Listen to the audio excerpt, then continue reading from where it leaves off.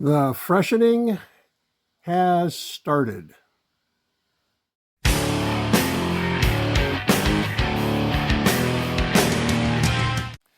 Hi everybody, Dave here at James Music Products. Just a little quick update that the freshening of the lab has begun. And you can see that I have cleared out that corner, so that white bookcase is now unloaded and all the contents were shoved into those boxes that you saw at the start.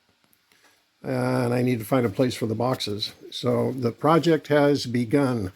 I'm going to be repeating some of the shelving seen here in that empty area. And then I have a couple of the shelves there waiting to go with all the mounting hardware.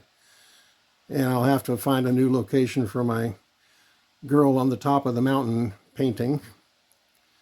In the meantime, I discovered some things. Just thought I'd share with you some of the stuff that I dug up while flipping through that bookcase. I found this old comic from Stereo Review, 1981. You know, that guy's looking really sad because the repair guy is saying that he had to replace the whole chassis. I love it. So if any of you have been involved in repair work, that should give you a chuckle. Stumbled on some old chord charts from church. Brewster's God You Reign. Fixated from, shoot, I forget his name. Oh well. And anyway, all creation, good tunes. And I found an ocarina, affectionately called a sweet potato back in the day. Let's see. I'm gonna give it a try. Hang on a second.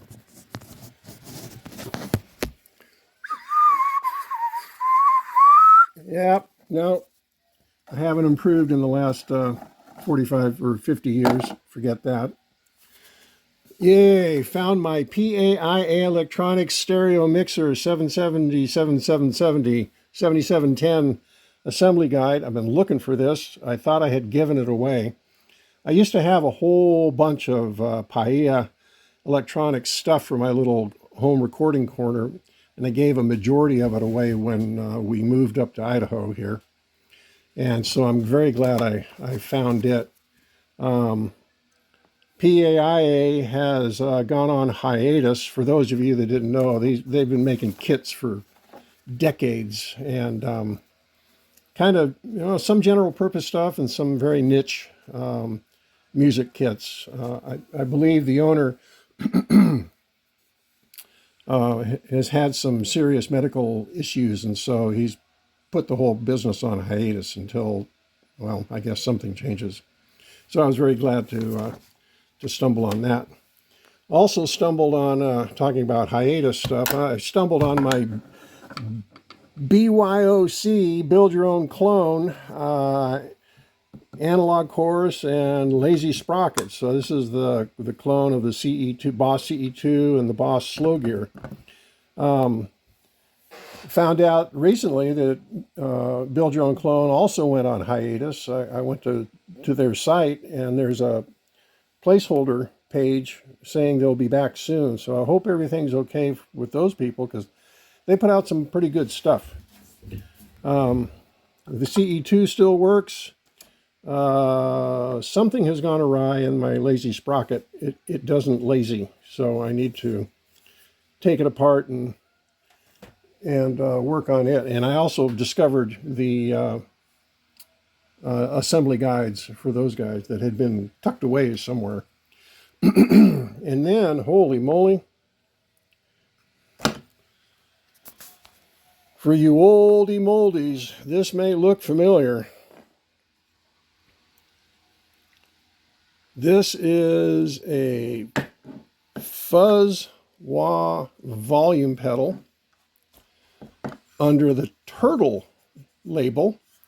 And actually, this is a Fox unit. I believe it was sold in Sears. It may have been also sold in Montgomery Ward's under the Turtle brand. A friend gave this to me. I had a simple repair to do on it, and it came back alive. It is fuzz wah volume, and that fuzz is octave fuzz, and holy moly, the sound of that fuzz takes me back to listening to Fever Tree and San Francisco Girls. Man, it's awesome.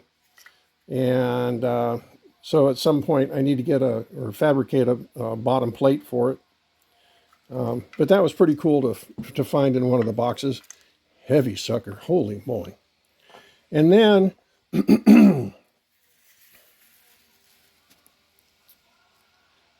kind of the Peace Day Resistance. Fender Instruments, 1968. For those of you that lived in the San Francisco South Bay, you may recall or remember Sherman and Clay out on Winchester.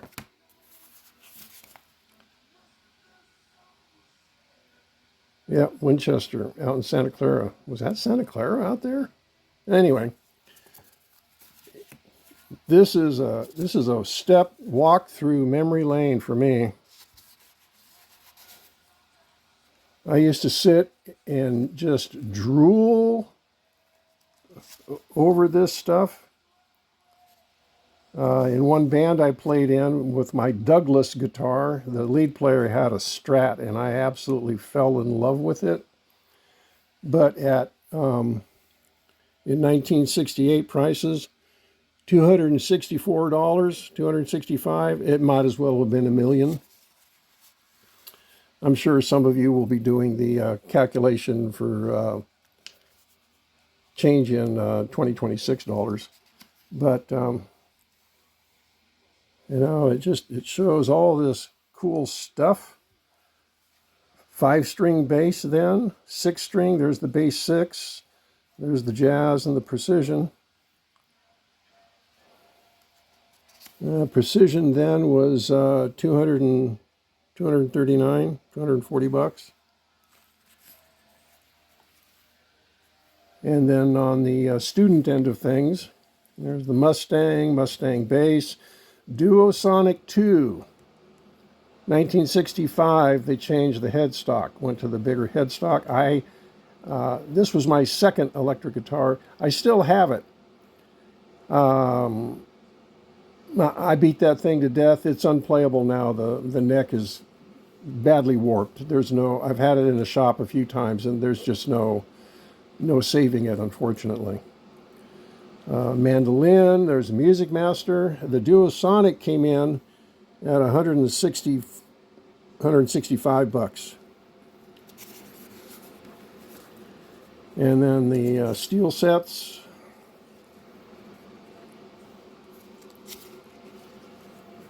Coronado series.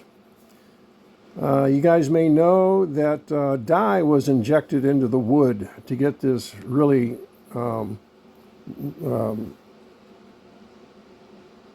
bold grain pattern. Pretty wild. No, that's not Coronado. This is the Wildwood series. Sorry. Well, Wildwood and Coronado. There you go. Oh, here's the Coronado without the Wildwood. Acoustics, semi-acoustic, 6, 12, and some basses. Acoustic guitars.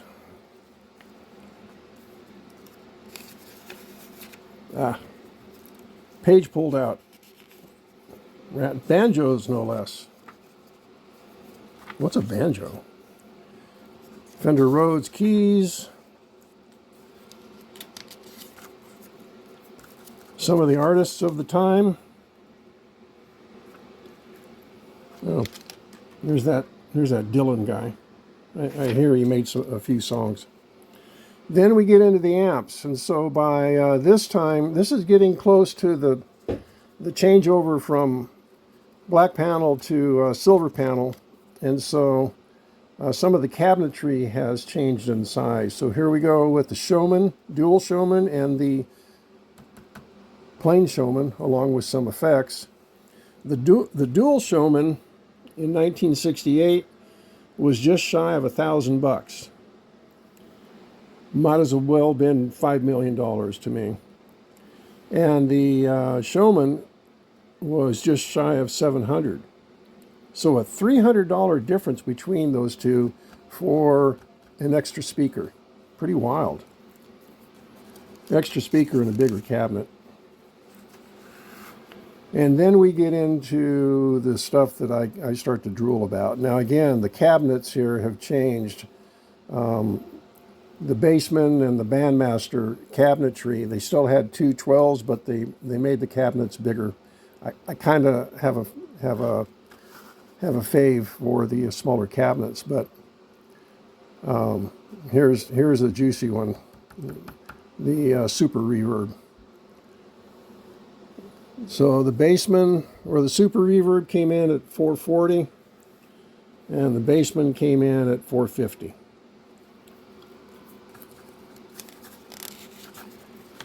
And then that lead player that I had mentioned with the Strat, he had a Pro Reverb, and I fixated on that like a baby duck does to its mom. That's all I wanted. I had a chance to pick up a Fender Pro, not Pro Reverb, but Pro, with the single 15. And because it didn't have reverb and it didn't have two speakers, I was stupid enough to just let it go. But oh well. The Pro Reverb came in at just under 400.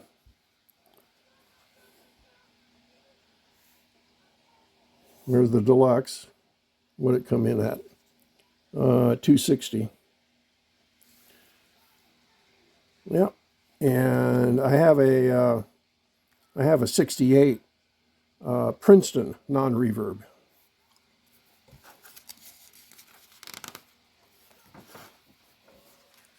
And then we move into some of the effects and sound system. Oh, and then the dreaded Series 1 or Phase 1 of the solid state. And these failed miserably, as I remember, primarily due to heat issues. So high-power transistor amps were possible, but they were still relatively new at that time. And I guess Fender just couldn't find the recipe to keep these from self-destructing. I have never seen one of these in the wild.